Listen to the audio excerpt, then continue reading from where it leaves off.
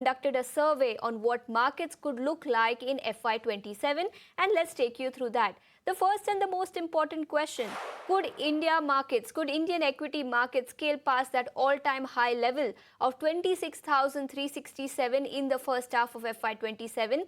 40% respondents believe that yes, Indian equity markets could actually achieve that target, but 60% respondents believe that India will not be able to do that, and that is on account of escalating tensions that we are seeing in West Asia. Second, and the most important question, and that is with respect to the key driver. What will the key driver be that will drive Indian equity markets in FY27? 10% of the respondents believe that it will be earnings growth, but 90% of the respondents believe that it will be easing geopolitical tensions. So these are the two factors that you need to keep in mind when it comes to outlook for FY27, and these are the two factors that will drive Indian equity markets going forward. Let's put the spotlight on the third question. FII exodus has been a big problem for Indian equities. Will they make a comeback in FY27? That's another big question. 80% respondents believe that yes, they will indeed make a comeback on account of easing geopolitical tensions and India Inc. earnings, which continue to show resilience. But the other 20% believe that they will not make a comeback. So these are the three important questions that we got answers to from our ET Now market survey. There are several other questions. We'll discuss those during the course of the show. But for now, we have market experts joining us. Mr. Abhay Agarwal, founder and fund manager at Piper Serica. And we also have Mr. Jitendra Goyal, CIO listed equities at Bajaj Alts. Gentlemen, thank you so much for taking your time out and joining us here on ET Now. And Mr. Goyal, let me come to you first. Nifty now at about 22,200, and look at the kind of correction that we have seen on account of West Asia conflict. Do you believe it is perhaps the right time to enter? Or are you of the camp who believes that we should perhaps wait for the dust to settle before venturing into this kind of uncertain markets? Hi, and thank you for inviting me on your show. See, India has been underperforming before this West Asia crisis started, right? So, how the global economy is currently functioning is that US has been the epicenter of this huge surge in AI investments. For example, this entire concentration in US market is led by significant expansion in AI investment. To give you some perspective, last 3 years the total AI spending has been around $1 trillion, and next year in FY26 full year the expected spending of all these big AI companies somewhere closer to 600-650 billion dollars. Now, this is the kind of spending that we have seen. Second, if you see the defense side also, there also we are seeing the global spending on defense is expected to somewhere closer to 2.7 to $3 trillion. Now, these are the two biggest drivers for global economy.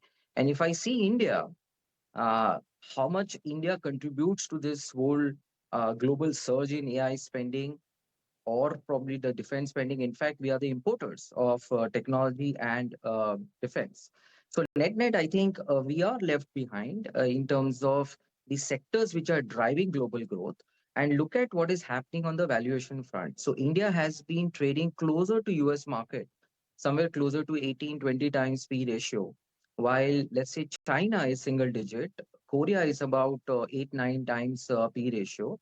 Taiwan, for example, used to trade at 12 to 14 times. These companies or these countries have significant exposure to tech and enabled corporates and companies.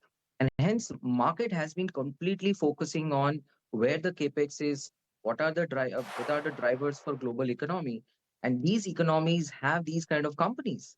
For example, Taiwan has re-rated from 12 to 14 times to almost 18 times closer to India, right? Similarly, you look at Korea.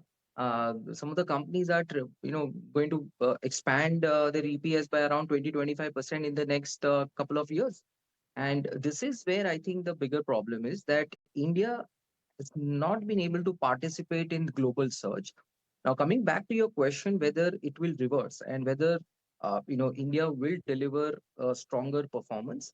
The idea is, look, if earnings are going to come back, then we will see significant re-rating happening, but that's not happening. Our view is that earnings will be at the max around 5 to 8% or a single digit, thanks to this gold oil price surge that we have seen. And also, India is actually at the receiving end of all these surge that is happening on the AI and all. In certain companies, certain sectors that we can talk later on, that we are extremely positive on. But to my extent, my view, that look, we are not going to see significant re-rating or significant earnings expansion across the board in India. We'll talk about the sectors that you're bullish on in just a bit, Mr. Gohil, but let me take a leaf from the conversation and from your answer. You just spoke about valuations and the fact that Nifty is now trading at 20 times 1 year forward price to earnings. Mr. Agarwal, from a valuation standpoint, do you believe that the valuations could perhaps contract further if the situation in West Asia worsens, or do you think this is the right time to enter into the market right now? Yeah, thank you, Ashesha, first of all, for having me on the show, and also my compliments to you and your team for doing this survey. I think it's a good, assessment of sentiment on the street. I think people will take some cues from that. To answer your question, I think our biggest problem has been a consistent selling by FPIs that is not, come to a halt and keeps getting worse every month. And that has driven the markets to the current level. And if the DIIs hadn't supported the market and hadn't been buyers, this market would probably have, the Nifty would probably have fallen below 20,000.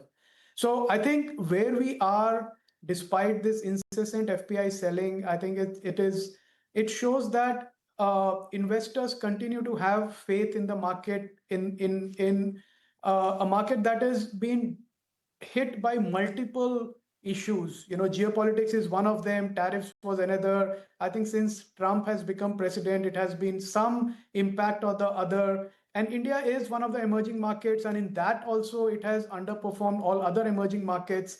So I don't know whether it makes sense to be negative at this point of time, because in a shallow market like India, when recovery comes, a small inflow also takes the index to high pretty quickly. So in a market which has been devoid of liquidity because of various reasons, any new inflow of liquidity will reverse this trend. Now, when will that reverse?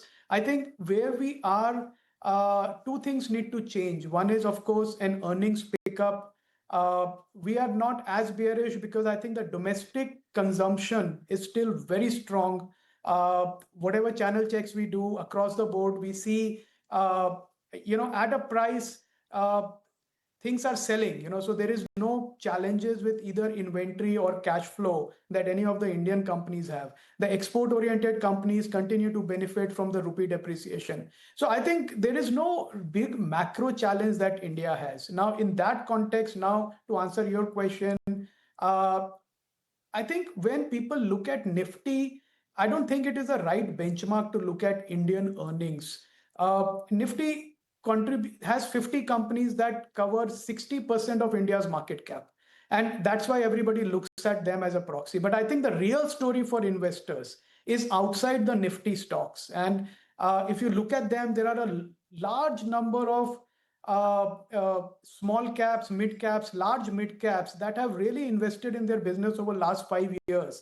And because of this correction are now available at very reasonable prices. So now if you build growth into it, what we call growth at reasonable price, that is where the real opportunity for investors is in emerging sectors, emerging companies. I think looking at Nifty and its P multiple just distracts long-term investors. I don't think it is the right benchmark for either Indian investors. International investors, I can understand, they look at Nifty as a proxy, so they have their own challenges. But for domestic investors, I don't think Nifty valuation should really be the benchmark to allocate to Indian equities. Right. We'll slip into a very short break, but we'll pose one important question to both our guests after this very short break on which sectors they are bullish on, either from a valuation standpoint or from a growth standpoint. But just after a very short break, stay tuned.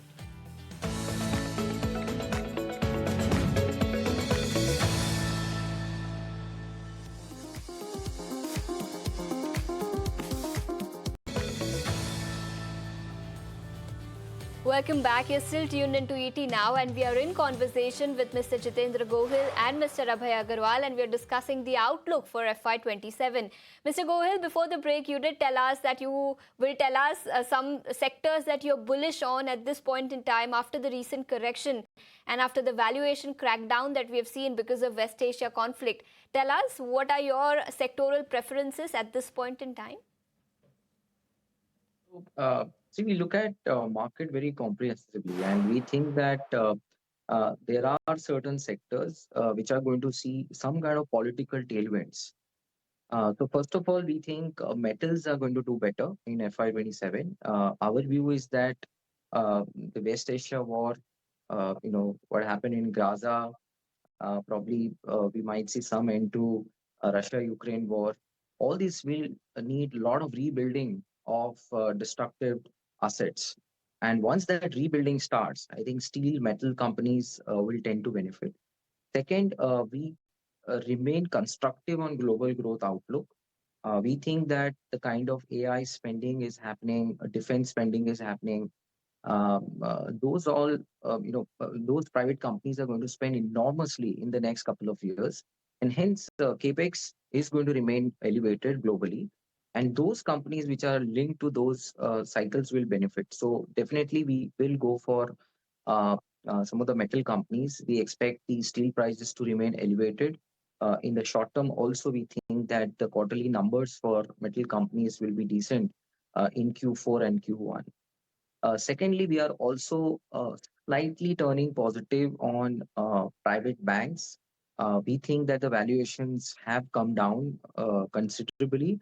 However, we think that the growth is going to surprise in the near term on the downside. Plus, the consumption is going to remain weak as the inflation goes higher, interest rate has started to move higher. Plus, we are going to see some stress happening on the MSME and export. So we think that private banks which are well capitalized should be bought on this dip. So we think some correction going to happen in the banking sector further, and that will be a very good opportunity buy from a 2 year perspective. The other last sector that I would like to highlight is electronic manufacturing sector. We are seeing a lot of semiconductor investments are happening in India. Import substitutions are happening. Plus, we are going to go huge. Government is going to spend huge on defense. So we think that some of the manufacturing companies related to infrastructure, related to consumer durables, like power equipment producers, those kind of sectors we will be selectively positive. And lastly, I think the eighth pay commission. So we think before the UP election in let's say first quarter of next year, at least 3 to 4 months before, we will see some kind of buying interest. So let's say a festive season kind of a timeline. So from a little longer term view, I think some of the consumer discretionary will also starts to benefit. But that depends on the monsoon, where we think this El Nino, conditions, have been developing. So I think we have to be a little careful here. But some selective buying opportunity might emerge, especially in auto ancillaries in the second half of the year.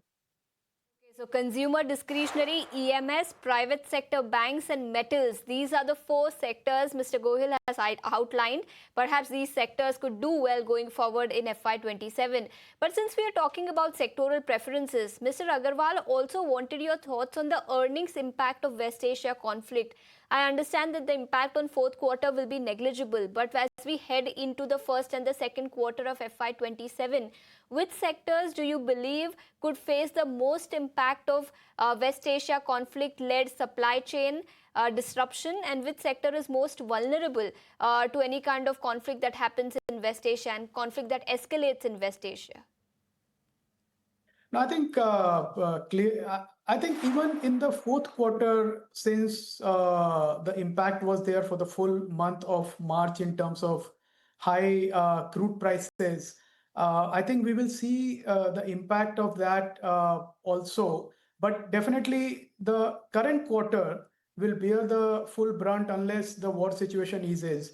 So very easy to see that all companies that have crude as their raw material derivative in some form or fashion their margins will get impacted unless they are able to pass on the price hike. But typically, we have seen that it takes 2 to 3 months, even for large companies like paints and plastics and other consumer durable items.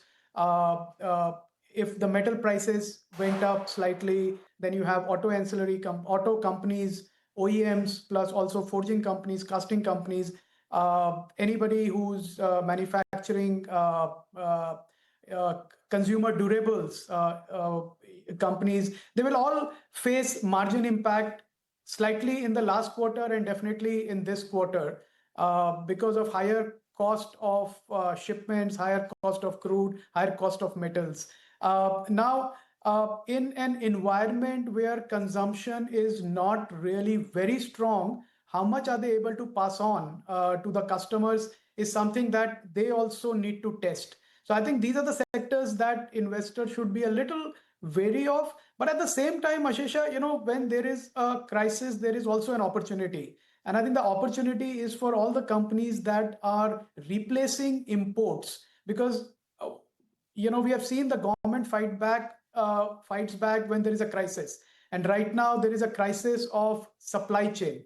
So I think the companies that are manufacturing advanced complex electronics, auto component ecosystem, pharma, CDMO, CMO companies. I'm not talking about the large generic manufacturers because they are seeing margin pressure and supply and demand pressure. But I think there are bright spots also, that investors can focus on that will benefit from this crisis. The crisis is not for everybody, it's maybe there for 60%, 70% of companies. But there are companies that benefit from it also. So I think those are the opportunity spaces investors should, focus on. Right. So those are some sectors perhaps which are insulated from any kind of impact that we are seeing on account of West Asia conflict. But Mr. Gohil, let me come back to you. And from an asset allocation point of view, wanted your thoughts on how investors should perhaps tactically reallocate their money from commodities, especially something like gold and silver, which have surged exponentially in calendar year 2025. Of course, they've cooled off a tad bit on account of expectations that Federal Reserve will keep interest rates higher for longer. But tactically, does it make sense to move money out of commodities and perhaps shift to equities to take advantage of the recent correction?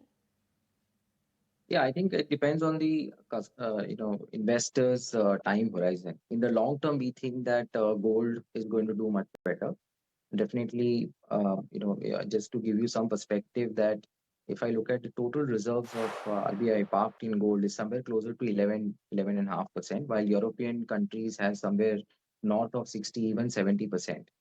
So there's a huge headroom for RBI to lift gold reserves. Similarly, China also has around 11-12%. So China, India both have substantially lower positioning in gold. And when India moves from 4 trillion to, let's say, a 10 trillion economy in the next 10 years, I expect that we need to have a very strong, governance with respect to managing currency. So I think gold is the asset class which is buy on dip. I'm not very much perturbed by the fall in gold prices. However, in the near term, we have seen that even Russia and Poland both are selling gold just to fund their defense spending. While last 3 years, these central banks have been buying heavily. And after this gold price surge, some profit booking is warranted, and I think gold will remain buy on dips.